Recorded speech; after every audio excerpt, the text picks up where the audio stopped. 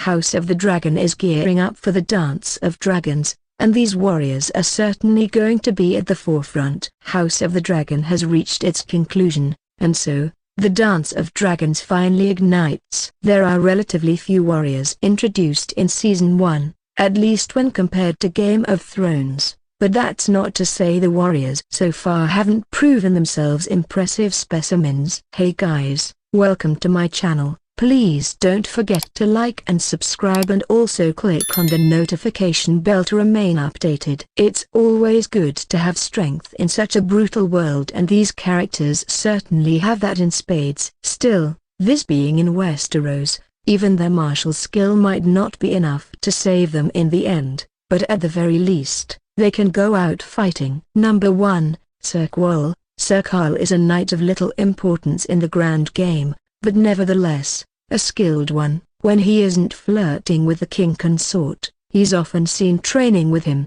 both showcasing their speed and skill with swords. Certainly, he fared far better than Laynor's previous dance partner, Joffrey. Qarl was smart enough to read the room politically, an important factor in surviving Westeros. It helps that he's a seasoned soldier himself, with experience in fighting the Triarchy. Number 2, Sir Laynor. Sir Laynor may seem pompous at a glance, but he's far from an inactive noble. During the war with the Triarchy, Laynor is right out there in the front, astride his dragon Seasmoke. He was an important part of the battle that ended the war with the Triarchy. In fact, he was the man who suggested the crazy plan in the first place. His boldness certainly earned him the respect of Daemon, who is often stingy in handing such things out. Hopefully, his skills with a sword serve him well in the free cities. He's more than earned some peace from the war. Somebody had to have trained the young Laynor, and Lord Qarl loved his family too much to not do so. Number 3,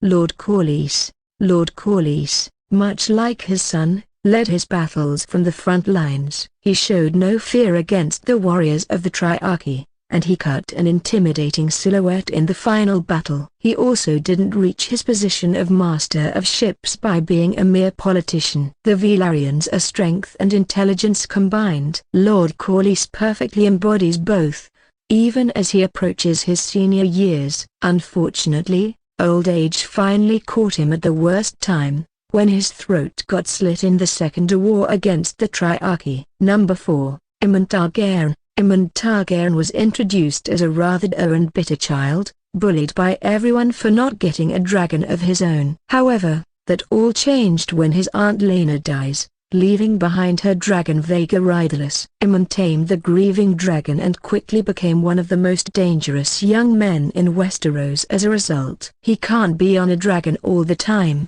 of course. This is where Sir Criston Cole comes in. Being trained by one of the most skilled knights in the entirety of Westeros is a huge plus to Aemon's potential. While he hasn't been truly tested yet, it's only a matter of time before his blade meets another. Number 5, Sir Harold. Although Sir Harold is not seen fighting on screen much, if at all, he is a constant presence in the throne room. Even more importantly, he is old. While this may come off as a negative to some, one has to remember that he's a bodyguard who has reached old age. This is an incredible feat. The saying "beware of an old man in a profession where men usually die young" could not be more appropriate than with Sir Harold. Even Sir Criston Cole flinched when faced with the old knight, and none dared to stop him when he decided to leave the Kingsguard. Much like a future Kingsguard, the heroic Sir Barristan Selmy. Number 6, Sir Eric.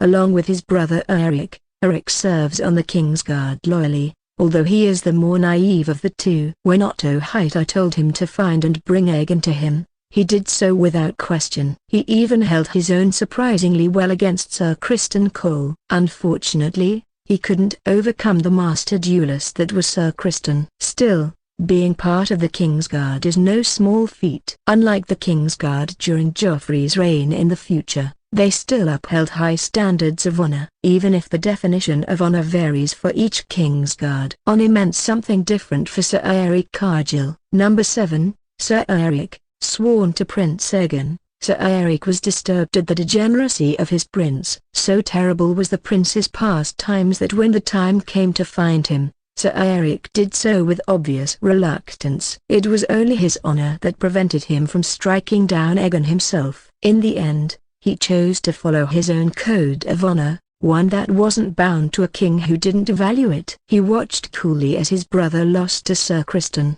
and freed Rhaenys from her imprisonment. His determination and intelligence give him the edge over his more naive twin brother, though only marginally. Number 8, Sir Harwin. Widely considered the strongest knight in universe, Sir Harwin was certainly the mightiest when it came to raw strength. Able to swat side-grown men during a riot, and overpower Sir Criston Cole in a brawl, Sir Harwin lived up to his house's name of strong. Still, he wasn't quite the best fighter. In raw strength, he had no equal, but he was, unfortunately, lacking in sense. His adultery with Rhaenyra was absurdly risky, so much so that it ultimately cost him his life. Even warriors cannot do much against a raging fire in a locked room. Unfortunately, Sir Harwin was not seen fighting much despite his reputation. Nevertheless, he still had that reputation for a reason. Number 9, Daemon Targaryen. Daemon Targaryen is as unorthodox in fighting as he is in politics. One moment he's a cold and calculating fighter,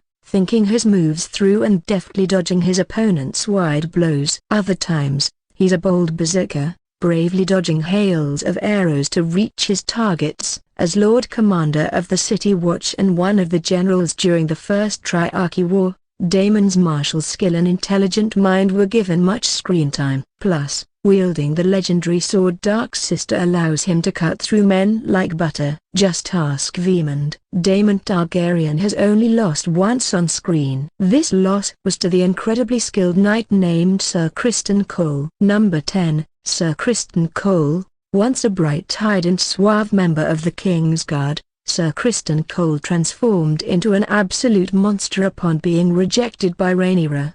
His loss led to the murder of Sir Joffrey, a man who was no peasant, and a veteran of the Triarchy War. He also won against fellow Kingsguard member Sir Aruk Qarl. This move was a display of both his strength, as well as impressive reading of his opponents. Without a doubt, Sir Criston will act as the Queen's personal attack dog, and gods help those who get in the.